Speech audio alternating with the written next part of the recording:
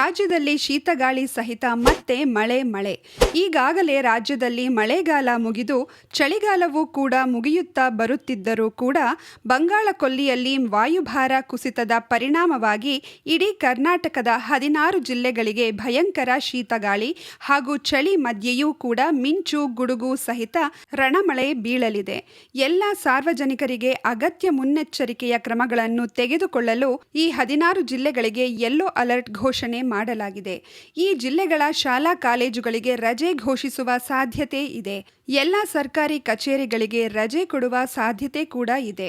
ಆದರೆ ಭಾರತೀಯ ಹವಾಮಾನ ಇಲಾಖೆಯು ಶೀತಗಾಳಿ ನಡುವೆ ಬೆಂಗಳೂರು ಸೇರಿದಂತೆ ರಾಜ್ಯದ ಈ 16 ಜಿಲ್ಲೆಗಳಿಗೆ ಚಳಿ ಶೀತಗಾಳಿ ಸೇರಿ ಮಳೆಯ ಮುನ್ನೆಚ್ಚರಿಕೆಯನ್ನು ನೀಡಿದೆ. ಅತ್ಯುತ್ತಮ ಮಾಹಿತಿಗಾಗಿ ಈ ವಿಡಿಯೋವನ್ನು ಈಗಲೇ ಲೈಕ್ ಮಾಡಿ ಹಾಗೂ ಯಾವ 16 ಜಿಲ್ಲೆಗಳಲ್ಲಿ ಮುಂದಿನ ಸತತವಾಗಿ 3 ದಿನಗಳ ಕಾಲ ಮಳೆ ಬೀಳಲಿದೆ ಎನ್ನುವ ಕಂಪ್ಲೀಟ್ ಮಾಹಿತಿಯನ್ನು ಈ ವಿಡಿಯೋದಲ್ಲಿ ನೀಡಲಾಗಿದ್ದು ಈ ವಿಡಿಯೋವನ್ನು ತಪ್ಪದೆ ಕೊನೆಯವರೆಗೂ ನೋಡಿ. ರಾಜ್ಯದ ಬಹುತೇಕ ಭಾಗಗಳಲ್ಲಿ ಚಳಿ ಪ್ರಮಾಣ ಹೆಚ್ಚಾಗುತ್ತಲಿದೆ. ಈ ನಡುವೆಯೇ 2 ದಿನ ರಾಜ್ಯದ ರಾಜಧಾನಿ ಬೆಂಗಳೂರು ಸೇರಿದಂತೆ ಹಲವು ಜಿಲ್ಲೆಗಳಲ್ಲಿ ಸಾಧಾರಣ ಮಳೆ ಬೀಳುವ ಸಾಧ್ಯತೆ ಇದೆ ಎಂದು ಹವಾಮಾನ ಇಲಾಖೆ ಮುನ್ಸೂಚನೆ ನೀಡಿದೆ. ರಾಜ್ಯ ರಾಜಧಾನಿ ಬೆಂಗಳೂರಿನಲ್ಲಿ ಇಂದು ಬೆಳಿಗ್ಗೆ ಸೂರ್ಯ ಬೇಗ ಎಂಟ್ರಿ ಕೊಟ್ಟಿದ್ದರೂ ಸಹ ಚಳಿ ಮಾತ್ರ ಮುಂದುವರೆದಿದೆ. ಆದರೆ ನಿನ್ನೆಗೆ ಹೋಲಿಕೆ ಮಾಡಿದರೆ ನಗರದಲ್ಲಿ ಇಂದು ಚಳಿಯ ಪ್ರಮಾಣ ಕಡಿಮೆಯಾಗಿದೆ. ಇಂದು ಬೆಂಗಳೂರಿನಲ್ಲಿ ಗರಿಷ್ಠ ತಾಪಮಾನ 25 ಡಿಗ್ರಿ ಸೆಲ್ಸಿಯಸ್ ಇರಲಿದ್ದು ಕನಿಷ್ಠ ತಾಪಮಾನ 14 ಡಿಗ್ರಿ ಸೆಲ್ಸಿಯಸ್ ದಾಖಲಾಗುವ ಸಾಧ್ಯತೆ ಇದೆ ಎಂದು ಹವಾಮಾನ ಇಲಾಖೆ ತಿಳಿಸಿದೆ. ಎಲ್ಲೆಲ್ಲಿ ಹೆಚ್ಚು ಚಳಿ? ರಾಜ್ಯದ ಉತ್ತರ ಒಳನಾಡಿನ ಜಿಲ್ಲೆಗಳಲ್ಲಿ ಇಂದು ಶೀತಗಾಳಿ ಸಾಧ್ಯತೆ ಇದೆ.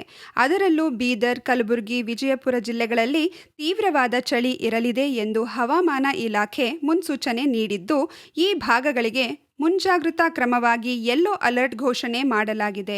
ಉಳಿದಂತೆ ಬೆಳಗಾವಿ, ಬಾಗಲಕೋಟೆ, ರಾಯಚೂರು, ಯಾದಗಿರಿ, ಕೊಪ್ಪಳ, ಗದಗ, ಧಾರವಾಡ, ಹಾವೇರಿ, ಬಳ್ಳಾರಿ ಮತ್ತು ವಿಜಯನಗರ ಜಿಲ್ಲೆಗಳಲ್ಲಿ ಮಂಜು ಕವಿದ ವಾತಾವರಣ ಇರಲಿದ್ದು ಜೊತೆಗೆ ಶೀತಗಾಳಿ ಬೀಸಲಿದೆ ಎಂದು ತಿಳಿಸಿದೆ.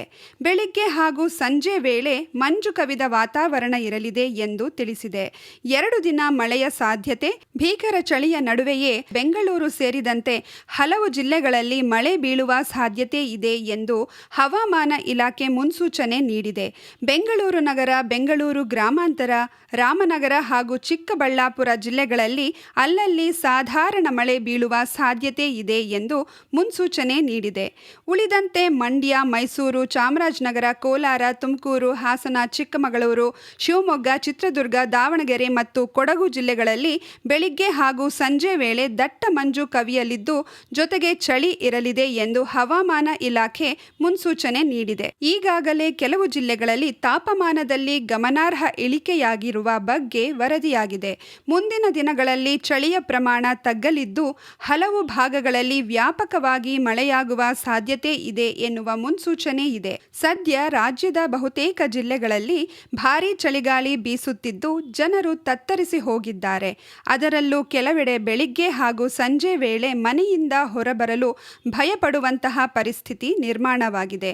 ಬೆಳಿಗ್ಗೆ 9 ಗಂಟೆಯಾದರೂ ಭೀಕರ ಚಳಿಯ ವಾತಾವರಣ ಮುಂದುವರಿಯುತ್ತಿದ್ದು ಇದರಿಂದ ಕೆಲವು ಭಾಗಗಳ ಜನರು ದಂಗಾಗಿದ್ದಾರೆ.